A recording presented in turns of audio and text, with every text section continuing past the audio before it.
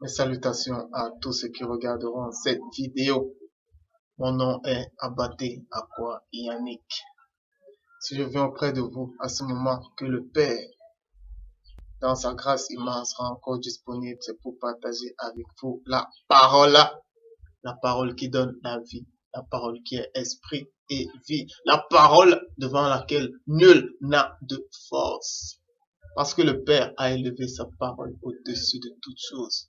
Et devant sa parole, tout genou fléchit, autant dans les cieux que sur la terre. Toute chose vit par la parole et rien ne vit sans elle. Que ce soit la lumière comme les ténèbres, tout vit par la parole. Le bien comme le mal ont été faits dans la parole. C'est cette parole-là que nous venons partager aujourd'hui. Mais avant de commencer, nous allons nous recommander au Père éternel, à ce Dieu-là qui n'a ni commencement ni fin. La parole est l'alpha et l'oméga. Jésus est l'alpha et l'oméga. Jésus a un commencement.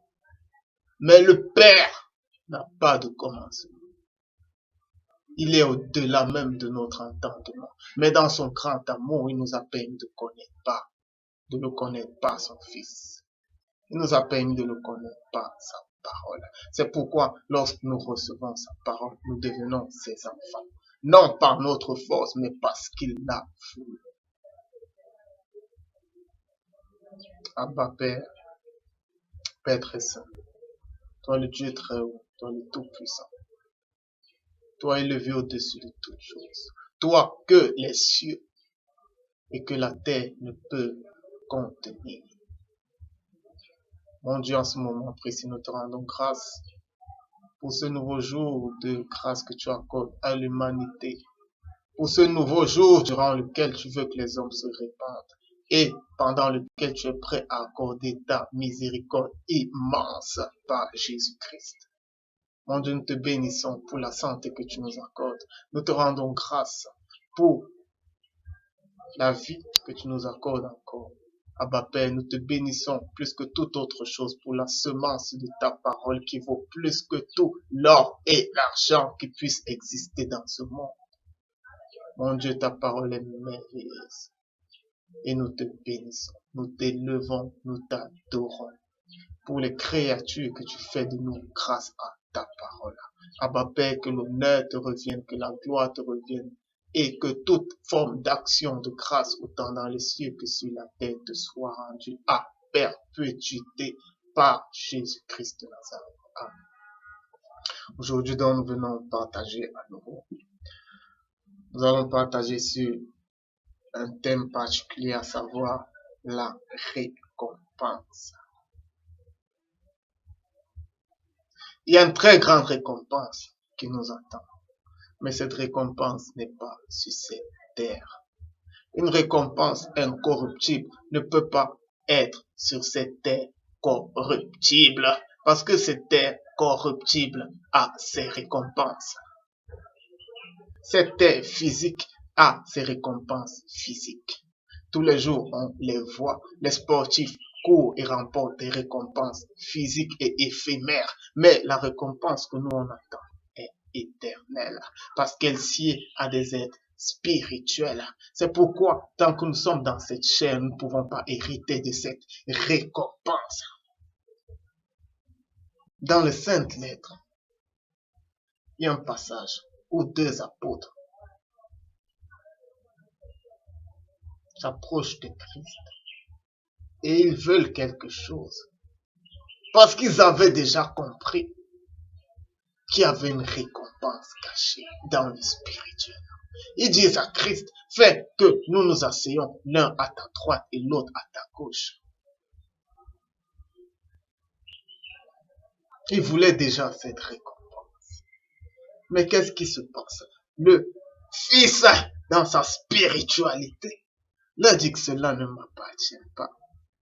Mais ça appartient à ceux à qui le Père en a décidé ainsi. Sachez une chose, c'est que nous sommes co-héritiers avec Christ du royaume des cieux. Le royaume des cieux est pour les parfait. Le royaume des cieux appartient au Père qui décide de toutes choses en ce qui nous concerne.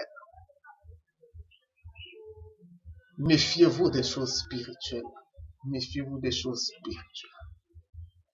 Il n'y a ni hiérarchie dans le royaume des cieux.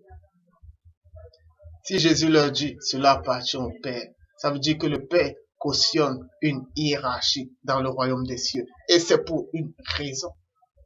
C'est parce qu'il y a des gens qui seront récompensés plus que d'autres, même dans le royaume des cieux. Dans le royaume des cieux, il n'y a pas d'égalité. Il y a une hiérarchie. Et cela est dû à notre façon de vivre sur cette terre. Qu'est-ce que nous allons emporter après notre vie sur cette terre? C'est ça qui déterminera notre place dans le royaume. Le royaume des cieux. Les choses physiques qui avaient été rapportées à Moïse sur la façon par laquelle devait s'opérer le service sacerdotal, sur la façon dont les rois devaient régner avant même. Les choses physiques ne font que dépeindre les choses spirituelles. Moïse n'a fait que prendre les choses qui lui avaient annoncé, qui lui avaient donné du spirituel. Il n'a fait que les recopier dans le physique. Lorsque vous voyez des rois avec des couronnes sur la tête, vous voyez des princes avec des couronnes sur la tête, vous voyez des rois avec des sceptres, vous voyez des rois s'asseoir sur des trônes. Ils ont pris ça du spirituel. Parce que toutes choses sont spirituelles avant d'être physiques. Il y a des couronnes qui doivent être portées. Mais il y a des couronnes qui seront spirituelles. Il y a des couronnes qui doivent être portées par les rois physiques. Et il y a des couronnes qui devront être portées par des rois spirituels. Mais les deux ne sont pas pareils. Il y a des couronnes corruptibles et il y a des couronnes incorruptibles. Lorsque Pierre parle du couronnement,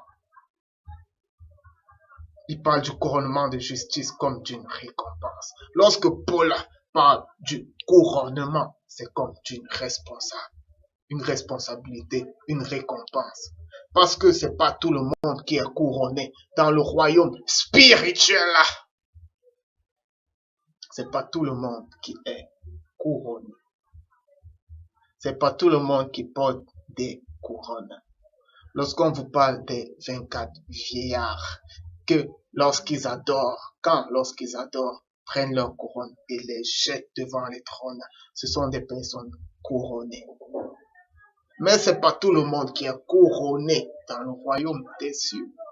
Ça veut dire qu'ils ont un rang plus élevé. Ça veut dire qu'ils ont une récompense plus élevée. Maintenant, nous allons plonger dans des choses profondes. Il y a un apôtre qui s'appelait Jean. Et Jean était très spirituel. Que ce soit l'évangile qu'il a écrit, que ce soit l'Apocalypse, que ce soit ses épîtres, Jean était très spirituel. Lors de l'Armageddon, le festin de noces sera déjà prêt. Quand Christ reviendra en tant que parole de Dieu et qu'il éclairera le monde, la parole est un feu dévorant. Les gens pensent souvent que l'enfer c'est un étang de feu. L'enfer c'est pas un étang de feu. Voyez les choses spirituellement. Le feu, c'est la parole de Dieu. L'enfer, c'est le fait d'être ébloui par la parole. Et la parole vous révèle vos fautes. Et vos fautes s'élèvent en jugement contre vous. Aucun homme ne peut supporter ça parce que c'est plus douloureux que toute forme de mort. Être dans une honte éternelle est douloureux. Lorsque des gens sont surpris en adultère, ils cherchent à se cacher. Mais il n'y aura plus de cachette, parce que devant la parole, il n'y a pas de cachette. C'est cette honte-là, l'enfer. C'est que vous êtes dans la honte éternelle. Votre cupidité, votre envie d'argent, votre fornication, vos mensonges s'élèvent contre vous d'éternité en éternité. Et vous êtes dans la honte et vous ne pouvez plus vous cacher. C'est ça l'enfer. De même, ceux qui auront les cœurs purs, ceux qui seront lumière, vont communier avec la parole. Parce que lorsque la lumière trouve la lumière, ils font un. Et à ce moment, nous serons élus. Parce que nous serons dans la communion parfaite. Nous rejoindrons la lumière. Cette lumière qui ne juge pas les hommes aujourd'hui, mais qui leur parle, qui leur demande de se repentir, qui leur demande de purifier leur cœur. Eh bien, cette lumière viendra en juge en ce moment-là et éblouira le cœur des hommes. De telle sorte que ceux qui ont des cœurs doubles seront dans la honte éternelle. Et ceux qui ont des cœurs purs, ceux qui ont des cœurs qui renferment la lumière de Dieu, communieront, seront en communion parfaite avec la parole et ils la rejoindront. Ils formeront un dans le festin des noces. Et lorsque tout le monde sera dans le festin des noces, il y aura des vêtements appropriés. Et ceux qui n'auront pas ces vêtements,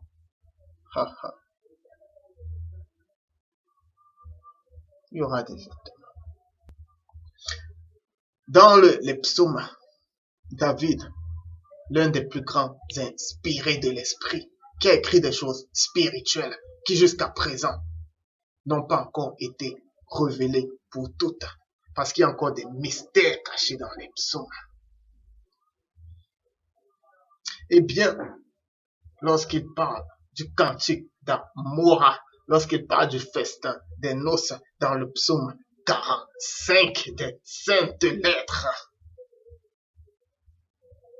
il dit que les vierges seront habillées de tissu en tissu, tissu d'or, tissu d'or. Lorsqu'on vous parle de l'or, on vous parle de la foi. La foi est comme de l'or éprouvé. Lorsque vous avez bâti sur Christ, lorsque la parole reviendra, le feu dévorant viendra sur votre cœur, il brûlera tout ce qui n'est pas Christ. La foi, c'est de l'or. Lorsque le feu viendra sur votre foi, lorsque votre foi sera éprouvée, et si elle demeure, parce que l'or, lorsqu'il passe sur le feu, il demeure. Ça veut dire que vous aurez ce vêtement de tissu d'or. Ça veut dire que votre foi sera demeurée. Mais lorsque votre foi est bâtie sur autre chose que sur Christ, est bâtie sur de l'or, sur de l'argent, est bâtie sur du chômage, est bâtie sur autre chose, ça veut dire que, hormis Christ, vous mettez au-dessus vos biens personnels.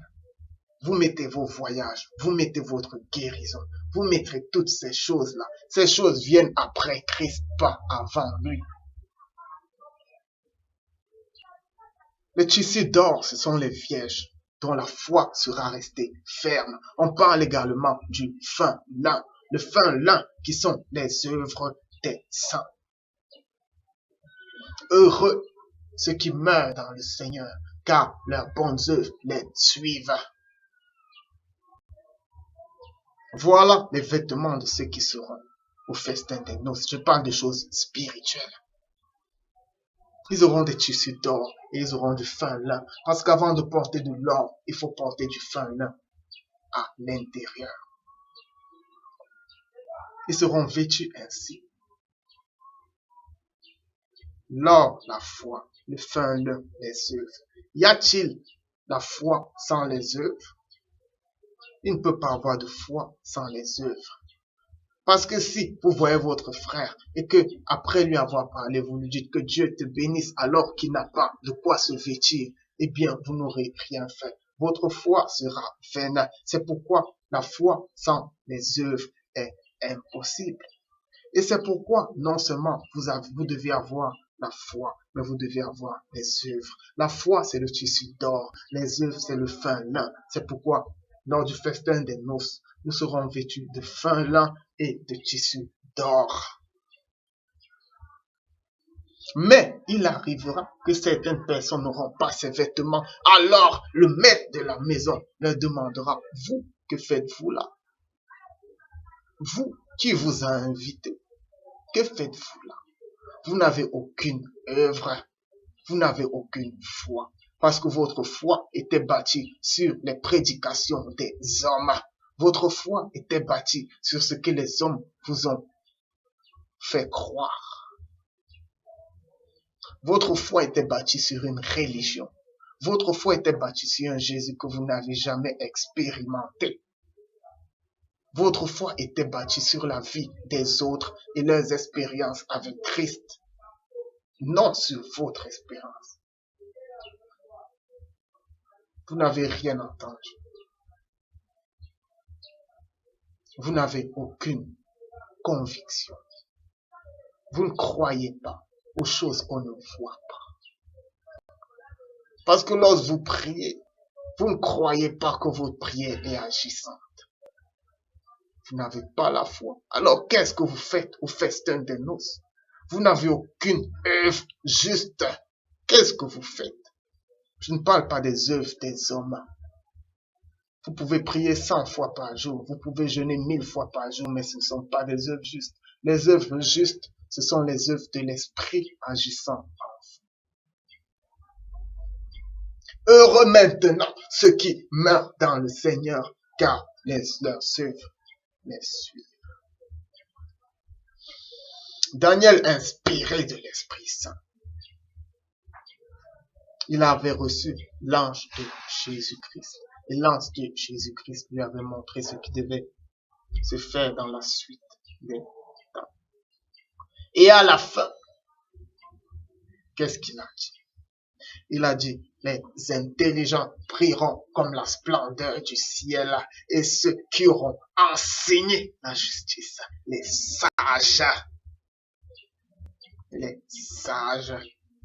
Job dit que la sagesse, c'est la crainte de Dieu, et l'intelligence, c'est s'éloigner des souillures de ce monde. Les sages, ceux qui auront craint Dieu dans leur vie. Ils brilleront comme les étoiles en perpétuité, parce que nous serons semblables aux anges et que nous jugerons les anges. Voilà la récompense. Est-ce que nous pouvons saisir cette récompense? Sachez qu'il n'y a rien de nouveau sous le soleil. Les anges ont une provenance. Pendant les 1000 ans, ceux qui seront récompensés, lorsqu'il y aura l'enlèvement, lorsqu'on ira dans le festin des noces, on n'ira pas avec ce corps, on ira avec le corps glorieux. C'est là où la récompense commencera.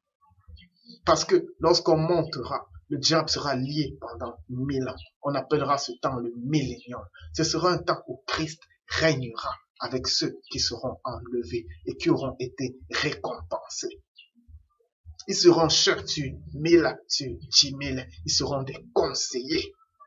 Ils seront des chefs de guerre. Ils régneront sur des provinces et ils seront des anges. Sachez donc que pendant ces 1000 ans, les hommes parleront d'anges, mais ils ne sauront pas que ces anges ont vécu avant eux comme eux-mêmes. Il n'y a rien de nouveau sous le soleil. Les anges, les archanges. Posez-vous la question pourquoi il y a cette différence. C'est parce qu'il y a des récompenses. Il n'y a rien de nouveau sur ce soleil. Nous serons comme des anges. Nous brillerons comme des étoiles. Lorsqu'on parle d'étoiles dans le spirituel, on fait allusion aux anges, aux êtres spirituels. Aujourd'hui, vous me voyez de chair. Mais demain, si je garde le dépôt, je serai un ange. Mais ne me rendez pas culte. Si je garde le dépôt, si je ne me laisse pas souiller, si je reste sage en craignant Dieu, je serai un ange pendant les 1000 ans et après les 1000 ans. Que la récompense est grande. Mais les hommes s'attachent à la terre, ils s'attachent aux biens matériels, comme le riche qui était venu voir Jésus. Il lui avait dit, j'ai pratiqué toute la loi. Jésus lui a dit, prends tes biens, donne-les aux pauvres et suis-moi. Mais il avait de grands biens. Suis-moi et tu auras une récompense encore plus grande. Mais il s'attachait à ses biens. Il s'attachait aux réalités. Il se disait que s'il perd son travail, il va mourir. Il se disait que s'il perd son travail, sa vie est finie. Dieu se moque de ton travail si tu ne lui rends pas grâce. Eh bien, sache qu'aujourd'hui, tu peux perdre ton travail, devenir une balayeuse du monde. Mais c'est à ce moment que ta récompense grandit dans le royaume des cieux. Le spirituel ne connaît pas le physique. Lorsqu'on régnera, il n'y aura plus ni homme ni femme. C'est pourquoi les femmes ne seront plus connues comme femmes, mais elles seront des anges. Et elles domineront pendant les 1000 ans. Et après les 1000 ans, nous dominerons tous. Les gens ne comprennent pas la profondeur de la récompense de l'esprit, la profondeur du royaume des cieux. Lorsque Jean-Baptiste, dans sa prison, entend parler de Christ, il demande, est-ce que tu es celui qui doit venir? Christ lui dit à ses disciples, allez lui rapporter que les aveugles voient. Mais après, il pose une question à la foule. Qu'est-ce que vous êtes allé chercher devant Jean-Baptiste? Est-ce quelqu'un qui s'habille bien en gros costard, en col pastoral? Non. Ces gens-là ont leur lieu. Qui est-ce que vous êtes allé chercher? Est-ce un prophète? Oui, Jean-Baptiste était l'Élie. Il est l'Élie qui doit revenir. Il est l'olivier de Dieu. Mais maintenant, Christ dit quelque chose de pertinent. Il dit que le plus petit dans le royaume des cieux sera plus grand que lui. Est-ce que vous imaginez la récompense? Qui parmi nous peut se placer devant Jean-Baptiste, devant Élie? Ça fait frissonner. Ça fait frissonner. On s'attache à cette chair nous trompe. Il y a des choses grandes à venir. Nous jugerons les anges. Nous serons chefs sur 1000, sur 10 000. Nous serons les généraux de Dieu. Nous régnerons avec le Christ. Imaginez-vous être co-héritier de Christ et méfiez-vous de la parole. Méfiez-vous. Ne vous laissez pas endormir par les inquiétudes de ce siècle. Mais soyez courageux pour Dieu. Le royaume des cieux est pour les violents. Les violents. Celui qui supprimera l'un de ses plus petits commandements et qui enseignera à faire de même sera appelé petit dans le royaume des cieux. Mais celui qui apprendra aux autres à respecter ses commandements sera appelé grand. Les gens ont tendance à dire que les commandements dont on parle ici, ce sont les commandements de la loi. Mais vous êtes limité, vous êtes religieux. Parce que ces commandements dont Christ parle, il les énumère par la suite. Ces commandements, c'est la perfection de la loi. Ces commandements, c'est l'humiliation pour la gloire de Dieu. Il dit, ne résistez pas au mal.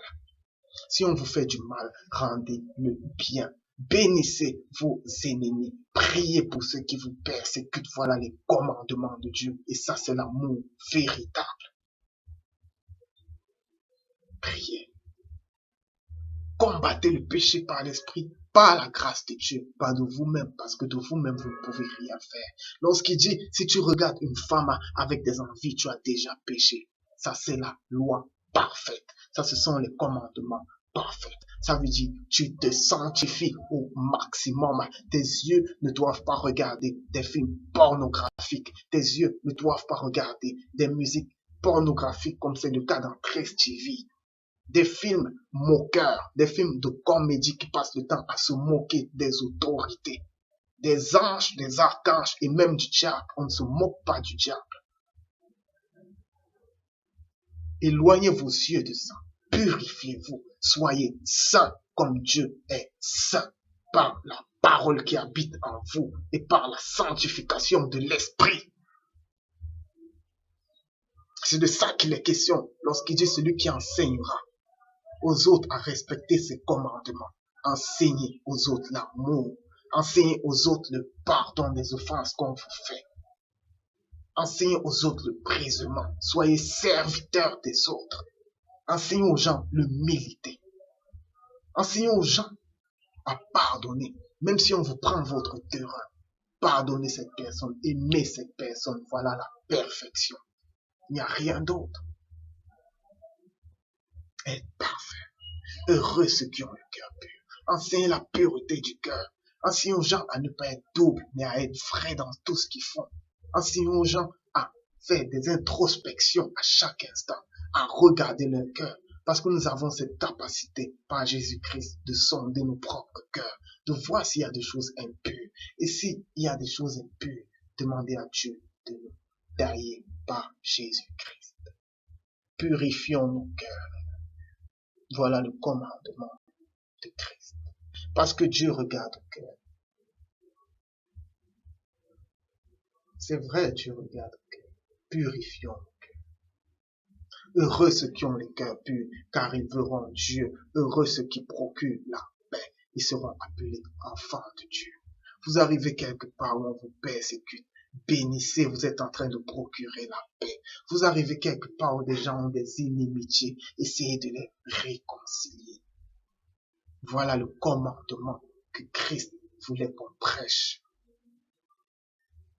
Si quelqu'un vous demande, parce que vous êtes son esclave, de porter 10 de ses marchandises, et bien portez-en 20. Voilà le commandement de Dieu. Soyons des violents. Faisons-nous violence. Parce que la chair n'aime pas ces choses, mais l'esprit se glorifie au travers de ces choses. C'est pourquoi Paul disait déjà, car tous ceux qui combattent s'imposent toute espèce d'abstinence et ils le font pour obtenir une couronne corruptible, mais nous le faisons pour une couronne incorruptible. Si les sportifs se sacrifient autant pour recevoir de l'argent qui pourrit et qui est rongé, combien de fois nous devons-nous nous sacrifier pour recevoir notre récompense, pour recevoir le couronnement de gloire. De gloire. Sacrifions-nous. Paul disait que j'aurais pu prendre une femme parmi nos sœurs. J'aurais pu prendre, ne pas travailler et être nourri. Parce que tous qui annoncent l'évangile doivent être nourris de l'évangile. Ils doivent vivre de l'évangile. Ça, c'est un droit. Mais il s'est refusé ce droit. Il s'est refusé le droit d'avoir une compagne à cause de la récompense. Parce que celui qui ne se marie pas est plus attaché aux choses spirituelles. Ce sont des lois. Je ne suis pas contre le mariage. Le mariage est beau. Et dans le mariage, on apprend encore beaucoup plus d'amour. Mais je parle des lois spirituelles. La vierge qui ne se marie pas, elle est plus attachée aux choses de Dieu que la femme qui est mariée. Parce que celle qui est mariée, elle veut des enfants. Et ça devient charnel. Elle veut s'entretenir pour plaire à son mari. Et ça devient charnel. Mais Paul s'est abstenu de ces choses pour la récompense. Plus on s'abstient, plus on devient saint, plus on se sanctifie et on s'élève spirituellement. Oh, mon Dieu, tu es grand. La récompense est grande. Abstenons-nous de beaucoup de choses. Le jeûne, c'est l'abstinence de choses. L'enfant de Dieu jeûne sans le savoir. Plus tu t'éloignes de la fornication, c'est un jeûne à perpétuité. Plus tu t'éloignes des excès de table, c'est un jeûne à perpétuité jusqu'à la fin de ta vie. Maintenant, il y a des jeûnes. Justement, l'un des commandements de Christ, c'est encore de jeûner pour nos ennemis. C'est de jeûner pour ceux qui nous détestent. Prendre des jeûnes sincères, des moments de prière pour ceux qui nous détestent. Voilà les commandements de Christ pour être parfait, comme le Père est parfait. Mais de nos jours, les gens ont commencé à régner. Ils ont commencé à régner sans nous. Aujourd'hui, ils reçoivent les honneurs des fidèles. Aujourd'hui, ils ont des belles maisons alors que les fidèles cherchent à manger. Aujourd'hui, ils sont élevés plus que Dieu. Ils ont des pancartes publicitaires à chaque bout de rue, des tracts avec leur nom, et ils s'élèvent. Ils ont commencé à régner. Ils reçoivent déjà leur récompense. Mais à quoi vous attendez-vous? Si vous êtes déjà récompensé sur cette terre, de la façon la plus corruptible qui soit, dans les cieux, c'est ceux qui n'ont pas eu ces récompenses qui seront récompensés du couronnement de gloire. Et alors les premiers seront les derniers et les derniers seront les premiers. Celui qui travaille pour Dieu sur cette terre et qui n'est pas récompensé sera récompensé dans les cieux. On ne parlera pas beaucoup de vous. Travaillez pour Dieu. Mais n'attendez pas de récompense des hommes. Vos likes, vos commentaires sur les réseaux sociaux ne m'intéressent guère. Je m'en moque. Dites la vérité, c'est tout. Soyez vrai. Ma récompense est dans les cieux. Je ne veux pas être un grand homme de Dieu. Je ne veux pas avoir ma face dans toutes les plaques publicitaires. Non.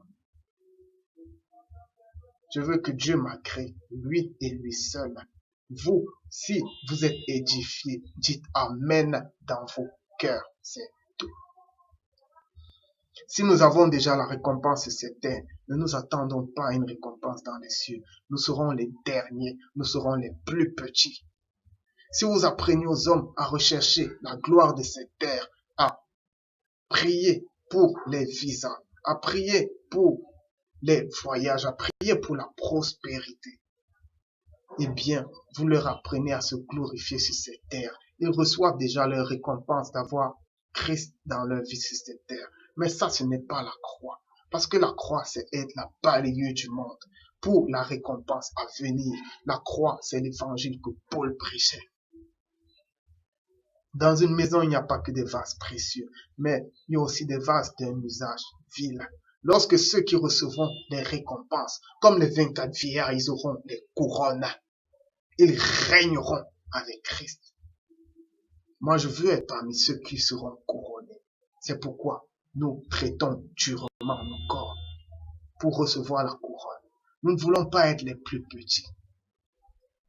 Parce qu'il y aura des grands et il y aura des petits. Les grands seront les chefs, les officiers, les commandements de cavalerie, les commandants de chars, les conseillers de Dieu. Voilà qui seront les grands, les serviteurs du Tout-Puissant. Voilà qui seront les grands. Et je vous assure, vous ne pouvez pas imaginer ce que c'est que d'être appelé grand dans le royaume des cieux. Notre entendement ne peut même pas l'imaginer. Mais nous apercevons cela de loin. Nous voyons et nous tressaillons. Nous craignons ce que c'est.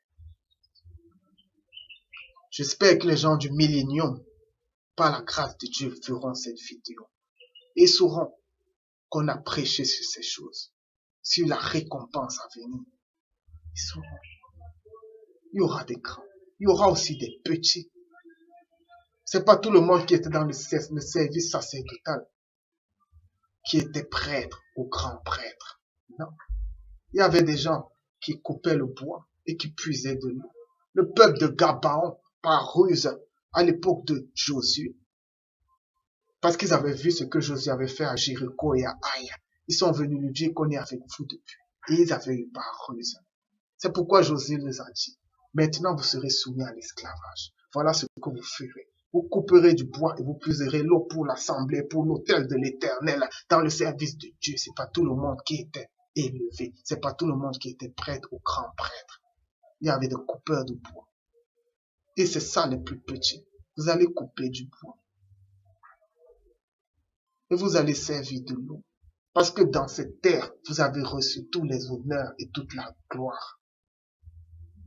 De l'autre côté, vous puiserez de l'eau pour l'assemblée et pour l'autel de l'Éternel, comme le peuple de Gabaon. Vous serez des gens de corvée. Alors il est encore temps de se rabaisser et d'être serviteur des autres. Servir les fidèles. Veillez sur le peuple que Dieu vous a donné de conduire. Ne les opprimez pas. N'ayez pas d'acception de personne. Ne considérez pas le riche plus que le pauvre. Mais veillez sur les brebis du Seigneur. Ne les captivez pas. Ne faites pas d'eux les sujets de votre gloire. Pour dire, oui, le fidèle commence à dire, le Dieu de papa tel. Je suis le disciple de tel. Je suis dans l'église de tel. Non, nous appartenons tous à Jésus-Christ. À Jésus-Christ. La vie est un choix. Renonçons au monde. Abandonnons-nous tout entier à Jésus. Soyons serviteurs des autres et aimons. Aimons. Je ne cesserai jamais de dire aimons. Aimons comme Christ nous a aimés. Pardonnons comme Christ nous a pardonnés. La première fois où j'ai eu à voir l'amour, c'était sur une montagne. Lorsque j'étais dans la fornication, lorsque Dieu m'a donné de pardonner.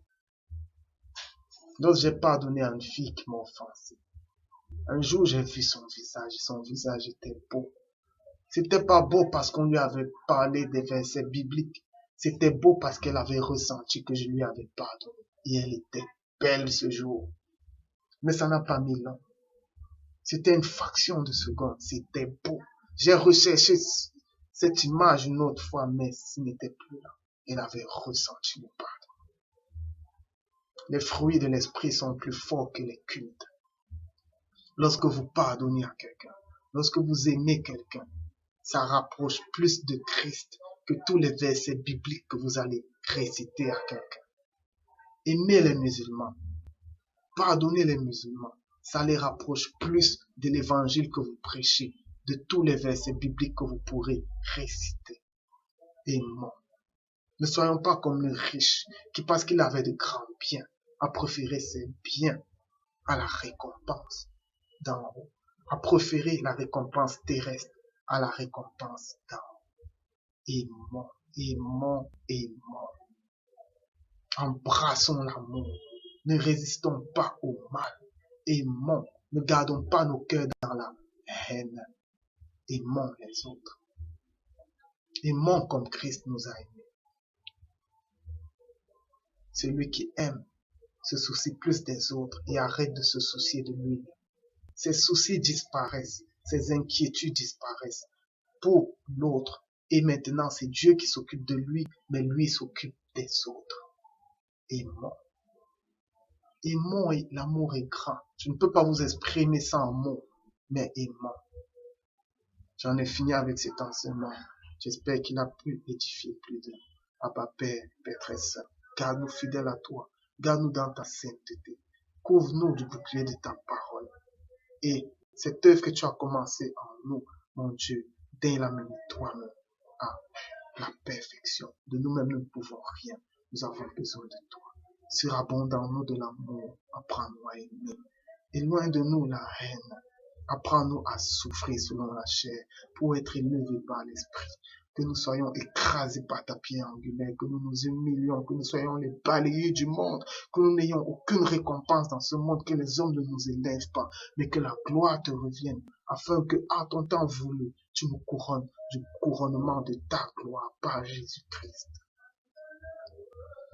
Mon Dieu, ce monde est passager. Mais toi, tu es éternel. L'âme que tu nous as donnée est éternelle. C'est pourquoi, mon Dieu, nous t'en supplie. Pour les âmes des hommes, Père Saint, use de ta miséricorde et sauve. Sauve à ta paix, sauve par ta parole, par Jésus-Christ. Amen. Shalom.